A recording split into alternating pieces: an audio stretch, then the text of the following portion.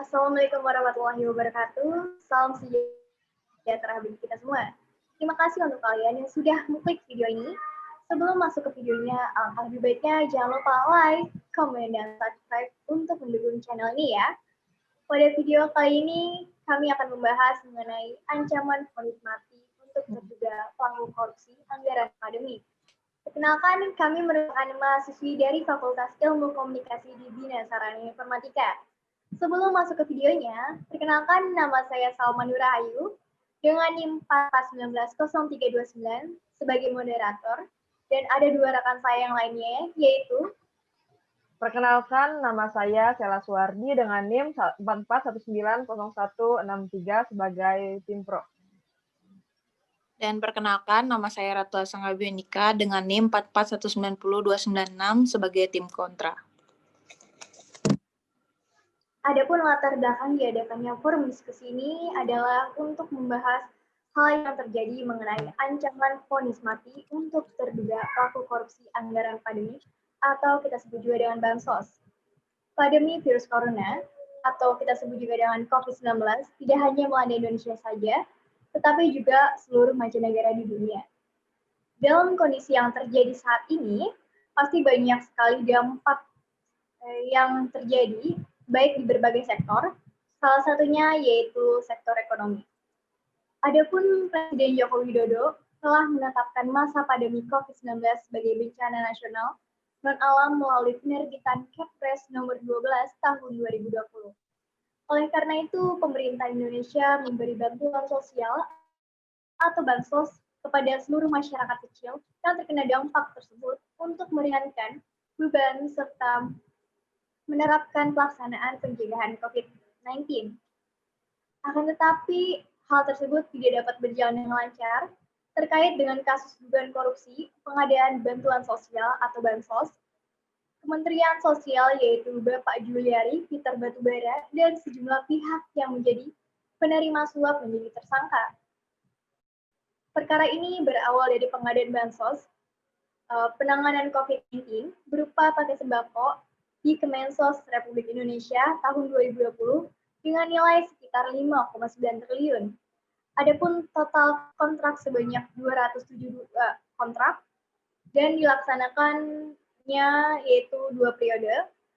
KPK mengungkap adanya kesepakatan fee di tiap-tiap paket kerjaan yang disetorkan pada rekanan kepada Kemensos melalui Matkus. Untuk fee tiap paket bansos disepakati sebesar Rp10.000 per sembako dari nilai Rp300.000 paket bansos yang diterima oleh Juliari. Jika semuanya ditotalkan, anggaran yang dikorupsi yaitu sebesar 17 miliar rupiah. Di Indonesia sendiri, kasus ini tertuang dalam Undang-Undang Pasal 2 Nomor 31 Tahun 1999 tentang pemberantasan tindak pidana korupsi mengatur soal kemungkinan penerapan pidana mati terhadap kasus korupsi dalam keadaan tertentu. Untuk mempersingkat waktu, langsung saja kita bahas bersama dengan dua rekan saya. Baik, langsung saja kita mulai dari narasumber pertama yaitu Ratu. Bagaimana sih tanggapannya mengenai apakah bisa kasus tersebut dijerat pasal hukuman mati? Silakan Ratu. Saya rasa mengenai kasus ini terjerat dengan pasal 11 atau pasal 12 huruf A dan B Undang-Undang Tindak Pidana Korupsi. Pasal tentang suap ini membuat ancaman hukuman penjara antara 1 hingga 20 tahun. Bagaimanapun juga tindakan yang dilakukan salah. Akan tetapi menurut saya mengenai hukuman mati mestinya banyak yang harus dipertimbangkan ya oleh pemerintah karena itu juga menyangkut hak asasi manusia. Oke, baik. Selanjutnya silakan untuk narasumber kedua yaitu Sela. Jadi gimana sih pendapatnya mengenai hal tersebut? Silakan Sela. Oke, menurut saya berdasarkan penjelasan dari Ratu, kasus yang menjerat Mensos Juliari Batubara tidak hanya pasal 11 atau pasal 12 huruf A dan B Undang-Undang Tindak Pidana Korupsi.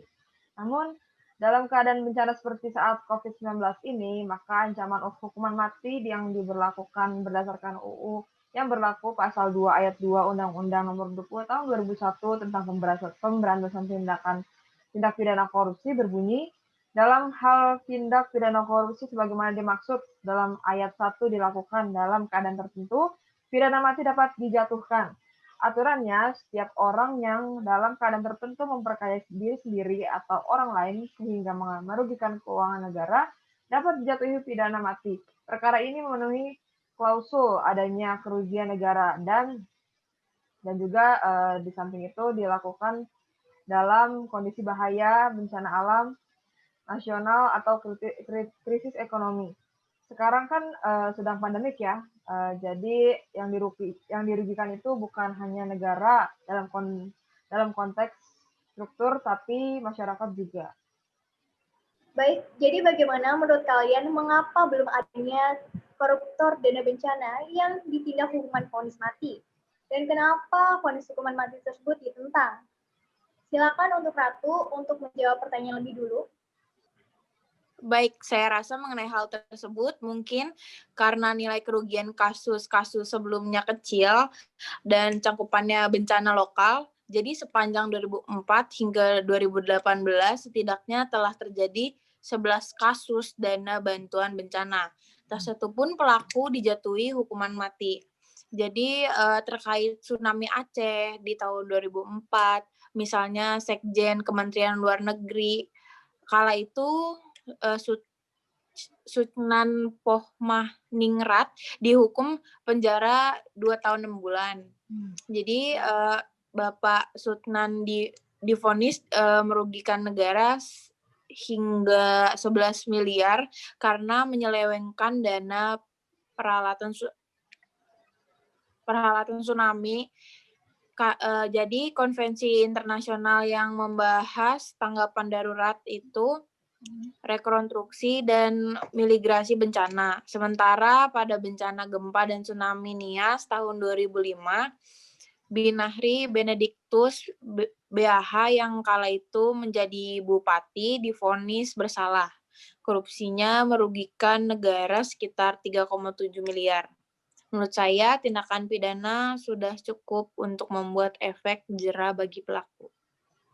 Kalau saya sendiri sih, kalau sekarang diputus seperti itu, di mana rasa keadilannya?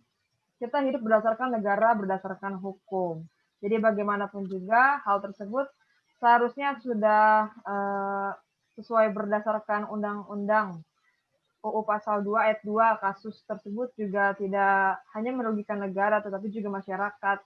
Kalau hanya tindakan pidana saja, saya rasa tidak cukup untuk memberikan efek jera ya, karena hal tersebut tuh merupakan kasus yang cukup besar gitu.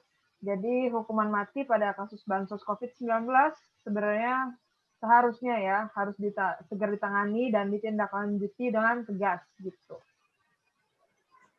Oke, baik. Kita tahu nih bahwa tindakan pidana korupsi tersebut marak terjadi. Nah, menurut kalian apakah ada solusi agar hal tersebut dapat diminimalisir? Untuk menjawab pertanyaan yang pertama, silakan untuk Ratu. Bagaimana pendapatnya? Menurut saya, korupsi tidak selesai dengan penegakan hukum saja. Harus ada perbaikan sistem pemerintahan juga untuk mencegah korupsi tersebut terjadi. Selain itu, kita baik sebagai masyarakat juga harus ikut berperan aktif dalam pencegahan tindakan korupsi. Iya, saya setuju, benar. Selain itu juga saya harap para penegak hukum harusnya lebih tegas serta menelusuri pihak lain yang terkait kasus mereka itu ya. Karena banyak kasus korupsi yang sampai saat ini tidak sampai menjerat mastermind. Itulah yang mesti dikejar. Gitu. Oke, baik. Cukup sekian pembahasan kita kali ini. Cukup menarik sekali ya untuk dibahas. Jadi kesimpulannya mengenai perbincangan saat ini, yaitu mengenai ancaman vonis mati bagi terduga pelaku korupsi anggaran pandemi. Kita serahkan keputusannya kepada penegak hukum sesuai dengan peraturan yang berlaku. Semoga hal tersebut dapat berjalan lancar dan adil. Adapun pembelajaran yang dapat kita ambil dari kasus ini yaitu tindakan tersebut merupakan hal yang salah dan tercela dan harus dihindari. Karena mengambil hak yang bukan milik kita akan ada yang harus dipertanggungjawabkannya. Mari kita sama-sama untuk minimalisir hal tersebut. Karena hal tersebut tidak hanya tanggung jawab penegak hukum saja, tetapi juga kita sebagai masyarakat bersama membangun sikap peduli dan jujur. Adapun salah satu ucapan jenderal sekaligus Kaisar Prancis yang terkenal, yaitu Napoleon Bonaparte adalah, dunia sudah banyak menderita, bukan karena tindakan orang yang jahat, melainkan karena orang-orang baik yang hanya diam. Oke, baik. Terima kasih untuk Sela dan Ratu atas informasinya. Dan terima kasih bagi teman-teman semua yang sudah menonton video ini. Semoga bermanfaat bagi kita semua. Saya rasa cukup sekian pembahasan kita kali ini. Terima kasih dan sampai jumpa.